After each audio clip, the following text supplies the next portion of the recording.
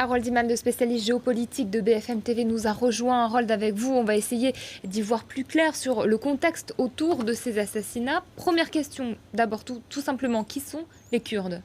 Les Kurdes sont un peuple qui sort de l'Antiquité et les écoliers se rappelleront des Mèdes et des Perses. Eh bien, les Mèdes, ce sont les ancêtres et aujourd'hui, ils occupent les tâches vertes, à commencer par une grosse présence à Istanbul, la ville, là au sud d'Ankara.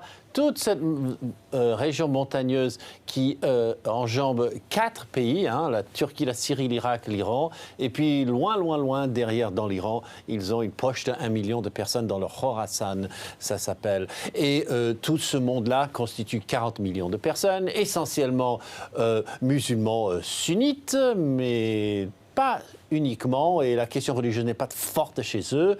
Voilà, c'est ventilé comme vous voyez. En Turquie, il y en a le plus, et ils ont le moins de droits. En Iran, ils ont un tout petit peu mieux. En Irak, ils ont beaucoup, beaucoup de droits, puisqu'ils ont une zone à eux, c'est une autonomie et même une petite armée pour eux. Et enfin, en Syrie, ils sont en train de se démarquer du régime de Bachar al-Assad sans rejoindre la rébellion. Ils sont légèrement armés. Alors voilà comment ça se présente, sans oublier le 1 200 000 Kurdes de l'exil, 600 000 en Allemagne et 150 000 environ en France.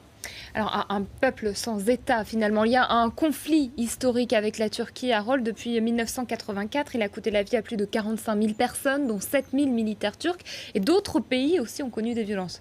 Oui, alors finalement, les Kurdes se sont battus pratiquement partout où ils étaient le long de ces frontières. Mais bon, avec la Turquie, c'est là que c'est le plus violent, le plus tenace. Depuis 1984, une structure qui s'appelle le PKK, dont le chef Öcalan, Abdullah Öcalan, est actuellement en prison en Turquie. Il a été capturé. Eh bien, ils se sont battus contre l'armée turque qui, n'oublions pas la Turquie, qui ne reconnaissait même pas leur existence. On ne pouvait même pas appeler quelqu'un un Kurde jusqu'à il y a à peine 10 ans. Et donc Recep Tayyip Erdogan, le Premier ministre, puis dans son deuxième mandat, lui, il voudrait sortir de cette crise, faire un accord avec les Kurdes, mais pour ce faire, il préfère être fort, donc il lance de grosses attaques et ensuite il négocie derrière. Donc tout ceci va être long, difficile et douloureux.